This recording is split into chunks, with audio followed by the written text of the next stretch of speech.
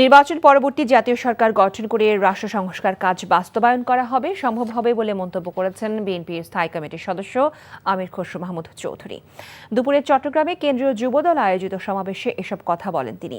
গুম, হত্যা, জেল জুলুম সহ বিএনপি নেতাকর্মীরা এখন জ্বলে পুড়ে খাঁটি সোনায় পরিণত হয়েছে বলেও মন্তব্য করেন খসরু। সমাবেশে অন্যান্যের মধ্যে বক্তব্য রাখেন যুবদলের কেন্দ্রীয় সভাপতি আব্দুল মোনায়েম মুন্না ও সাধারণ সম্পাদক মোহাম্মদ নুরুল ইসলাম। ৩১ দফা যে সংস্কার প্রস্তাব নির্বাচনে জনগণের কাছে সেটা উপস্থাপন করবে, পরবর্তীতে জাতীয় সরকারের মাধ্যমে সেটা বাস্তবায়ন করবে। সবাইকে নিয়ে ঐক্যবদ্ধভাবে ঐক্যমতের পরিপ্রেক্ষিতে সেটার বাস্তবায়ন হবে।